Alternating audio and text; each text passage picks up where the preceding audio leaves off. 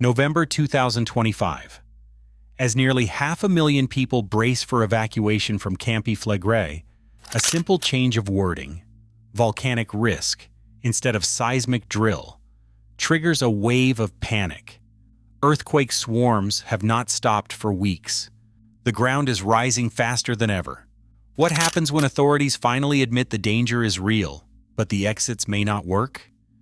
The answer lies in what happened during Italy's latest evacuation rehearsal, and what it reveals about our chances when the supervolcano awakens. On October 14, 2025, an official press release landed with a single, jarring change. The November drill would no longer be called a seismic crisis exercise. For the first time, Italy's civil protection labeled it a national exercise for volcanic risk. The difference wasn't lost on residents or the media. Overnight, headlines swapped talk of tremors for warnings about the world's most dangerous supervolcano. For years, drills had been small, almost symbolic. 30 participants last year, barely a ripple in a region home to more than 6 million. This time, the stakes were spelled out in black and white. Over 500,000 people in the red zone, potentially on the move. Inside the Campania regional headquarters, Giuseppe Trono faced a decision that would ripple far beyond Naples. Volcanologists from INGV, led by Giovanni Macedonio, pushed hard for the terminology change. They argued that calling it a seismic drill had allowed complacency to set in, both in the public and among local officials. Business leaders and Naples Tourism Board pushed back, fearing the word volcano would scare away visitors and investors. But the scientific case was clear. Earthquake swarms had been relentless for a month. Over 2,500 quakes, many shallow enough to wake children at night with explosive bangs. Land in Pozzuoli was rising 2 centimeters per month, the fastest ever recorded. New fault lines had been mapped running directly beneath densely packed neighborhoods. The new language was more than semantics. It forced a reckoning with the scale of the threat. The November 5th to 6th rehearsal would be the largest ever attempted, at least on paper. But even this national exercise involved just 120 students, an improvement over past years, yet a drop in the ocean compared to the 500,000 plus who would need to flee if the worst happened. The contrast was impossible to ignore. Official memos circulated in schools and city offices outlining assembly points and evacuation routes. Local news played clips of civil protection officials explaining the need for realism, while social feeds filled with anxiety and dark humor. The shift in terminology ignited a wave of alarm. For many, it felt like an overdue admission that the real risk had been understated for too long. For others, it was a source of confusion and fear, especially among those who remembered the 1982 to 1984 Bradyseism crisis, when thousands were evacuated, homes were abandoned, and promises of safety went unfulfilled. The November drill was supposed to reassure, but the effect was the opposite. Suddenly, the gap between the scale of the problem and the resources on hand was on full display. The policy voice was clear. The era of downplaying Campi Flegrei's danger was over. But for those living atop the caldera, the question wasn't just about words. It was about whether any plan could match the reality of what was now being openly named, a supervolcano threatening millions, with only the thinnest margin for error. Fear is not new in the Campi Flegrei region. It is woven into daily life, shaped by centuries of eruptions, ground movement, and the memory of sudden flight. Long before modern drills or seismic alerts, people here learned to read the Earth's warnings. A field rising, a strange smell, the sea withdrawing from the shore. The land itself carries the scars. Ancient Roman columns at the Temple of Serapis stand pitted with holes made by marine mollusks, silent proof that the ground has risen and sunk by meters over the centuries. These columns are a timeline in stone, each borehole a marker of how high the sea once reached during episodes of Bradyseism. The eruption of Monte Nuovo in 1538 is still spoken of in local folklore. Over just a few days, earthquakes shattered the calm. The ground heaved, and a new mountain burst from the earth. Chroniclers of the time described panic and confusion as families abandoned their homes, livestock scattered, and the sky darkened with ash. Modern research finds no reliable evidence of mass casualties. Most sources agree fatalities were few, with some later compilations mentioning 24 deaths without clear documentation. But the trauma of forced evacuation and sudden loss left a lasting mark. Fields and villages vanished beneath ash and cinders, and the landscape itself was rewritten. For those living in the shadow of the caldera, the past is never far away. The most recent mass displacement came in the 1980s, when Bradysseism forced over 16,000 residents from Pozzuoli to leave with little warning. Municipal archives hold letters and photographs from that period. Families clustered in gymnasiums, children clutching toys, elderly residents staring out over abandoned piazzas.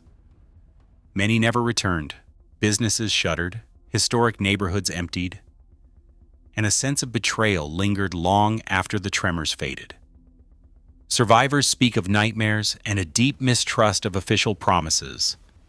Some recall shame at leaving, others anger at how quickly help and attention disappeared once the immediate threat passed. The experience created a culture of skepticism, where every new warning is weighed against memories of false alarms and broken assurances. Today, these stories shape how residents respond to the November exercise. For the older generation, the sound of distant sirens or the rumble of a shallow quake brings back memories of 1984. Nights spent awake, bags packed by the door, waiting for the word to go. Younger people inherit these anxieties even if they never lived through the worst years. In conversation, it is common to hear a blend of fatalism and dark humor. We live on a powder keg. But what can you do? The official language may have changed, but for many, the deeper fear is that history will repeat itself. Only this time, with far more at stake. The threat of Campi Flegrei is not only geological, it is a wound passed down through generations, reopened each time the earth stirs beneath their feet. For the past month, Campi Flegrei has been gripped by a relentless barrage of earthquakes. Official logs from the INGV record more than 2,500 tremors in just 4 weeks. Many of these quakes strike at shallow depths, sometimes less than 2 kilometers beneath the surface, producing sharp, percussive bangs that wake entire neighborhoods. The strongest events in this sequence have exceeded magnitude 4.0, enough to crack walls, rattle windows, and send families out into the street in the middle of the night. Even minor tremors are impossible to ignore when they come in swarms, day after day, with little warning and no clear pattern. But it is not just the shaking that has scientists alarmed. GPS and INSAR data show the ground in and around Pozzuoli is rising at a rate of 2 centimeters per month, the fastest pace ever recorded here. Since 2012, the cumulative uplift has reached 1.2 meters, enough to alter the shoreline, tilt buildings, and disrupt underground utilities. Engineers now monitor the movement in real time, watching as familiar landmarks inch upward, and as the city's infrastructure strains under the pressure. Giovanni Macedonio, a leading volcanologist at INGV Naples, describes the current phase as unprecedented in living memory. According to Macedonio, the ongoing deformation is not just a matter of swelling Earth. It signals a profound instability within the caldera, a system under stress from both below and above. The data reveal not only the vertical rise, but also the subtle spread of new cracks and faults, many of which have formed beneath some of the most densely populated districts. These fractures act as potential pathways for gas, fluids, or even magma, further increasing the risk of sudden escalation. Graphs from the monitoring network show a nearly unbroken climb in ground elevation through the summer and fall of 2025. The rate of uplift, once steady at 1.5 centimeters per month, jumped to 2 centimeters per month by late September. This acceleration coincided with a sharp increase in seismic swarms, suggesting a feedback loop between pressure buildup and structural failure in the subsurface. In some areas, the ground has risen so much that old drainage systems have buckled, and ancient masonry now leans at precarious angles. For residents, the numbers are more than statistics. Each spike in the GPS curve, each cluster of epicenters on the daily map, translates into another night of anxiety. Children in local schools practice evacuation drills as part of their weekly routine. Shopkeepers tape up cracked windows and hope the next quake won't bring down the ceiling. The relentless movement of the earth is a reminder that the threat is not theoretical. It is happening now, measured in centimeters and counted in sleepless nights. Beneath the streets of Pozzuoli and the crowded sprawl of western Naples, a new fault is taking shape. A fracture running 1 to 2 kilometers deep, recently imaged by tomographic scans. This channel acts as a direct path for pressure and gas, connecting the shallow hydrothermal system to the deeper magma reservoir. A AI-driven seismic catalog has transformed the understanding of this evolving conduit. Over the past 3 years, automated systems have detected 54,000 earthquakes, a tally 4.5 times higher than traditional methods reported. Many of these quakes cluster along this fresh fault zone, mapping a hidden architecture of cracks that threaten to become escape routes for magma or superheated fluids. The pace of change is visible in the chemistry of the Earth itself. Gas monitoring stations scattered across the caldera have recorded a subtle but persistent shift in fumarole emissions. Charts from INGV show the carbon dioxide to sulfur dioxide ratio edging upward, an indicator that the balance of pressure is changing below the surface. Temperatures at key vents hover near 110 degrees Celsius, steady but high. While some volcanologists interpret these patterns as the signature of a pressurized hydrothermal system, others warn that even small, transient spikes in gas ratios could signal fresh magma injection. The debate is technical, but the stakes are immediate. A sudden breach in the caprock could trigger explosive phreatic blasts, or in the worst case, open a vent in the middle of a residential district. The public's grasp of these dangers is shaped as much by digital rumor as by official science. In recent weeks, a video claiming to show Mount Etna erupting in real time circulated widely on local social media. The footage, slickly edited and stamped with fake emergency banners, was quickly debunked by both INGV and trusted science communicators. It was an AI-generated composite, not live disaster coverage. Yet the clip racked up hundreds of thousands of views before corrections caught up. This is not an isolated incident. Sensationalized maps, doctored satellite images, and fabricated eruption alerts have become part of the information ecosystem, feeding anxiety and undermining trust in real warnings. Against this backdrop, experts and responsible creators have stepped into the role of fact-checkers. Daily updates from INGV and the Plinius Study Center now include plain language explanations and annotated gas charts, aiming to clarify what the data actually show and what they do not. The challenge is to keep the public focused on the evolving scientific evidence, the new fault mapped by tomography, the accelerating earthquake count, the shifting gas signatures. In a region where every rumor can spark panic, the integrity of information is as critical as the stability of the ground itself. On the morning of November 6th, the evacuation rehearsal began with a lineup of buses meant to ferry students from the heart of the red zone to the Naples port. Only a handful arrived on time. Several drivers reported confusion over last-minute route changes, and 2 vehicles were rerouted after GPS alerts flagged minor road damage from the previous night's quake. At the same time, a team of bridge engineers monitored the Via Tangenziale, the main artery out of the caldera, watching live sensor feeds for any sign of foundation stress. The Arena Sant'Antonio viaduct, nearly finished with its seismic upgrade, rose 1.5 centimeters under its supports since the last inspection.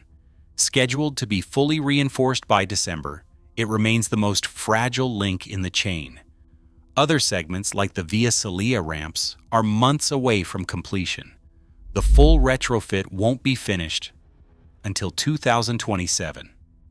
Transport crews faced their own set of problems. Union representatives had warned for weeks that in a real emergency, some ferry captains might refuse to dock if seismic activity spiked. During the drill, hesitation was already evident. Several captains delayed boarding, citing uncertainty about the harbor's depth after recent bradyseismic uplift. The port of Naples, still operational, handled the rehearsal. But the Pozzuoli port, closer to the caldera, was unusable for large vessels.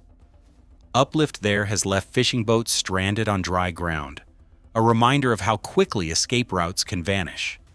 At the port, registration teams struggled with malfunctioning tablets, causing long lines and confusion among the students. Emergency medics treated a twisted ankle and a panic attack before the group was finally cleared for simulated boarding. Engineers on site noted that the registration bottleneck, if scaled to 500,000 evacuees, would turn the port concourse into a choke point within minutes. After-action reports circulated quietly among officials, highlighting the gaps, delayed buses, unclear assembly points, and the ever-present risk that a single strong quake could block the main road out before anyone even reached the waterfront. For those tasked with making the plan work, the drill was a blunt reminder that the margin for error is vanishingly thin. Fragile building stock has long worried engineers studying the Campi Flegrei red zone. Centuries-old masonry dominates the town centers, much of it never retrofitted for seismic or volcanic stress. Recent local assessments reveal widespread micro-cracking and visible tilting, especially in Pozzuoli and the historic quarters of Naples. Peer-reviewed seismic fragility models, developed for nearby Vesuvius and major Italian earthquakes, estimate that in a magnitude 5.5 event, as much as 20 to 40% of unreinforced masonry buildings could be at risk of collapse.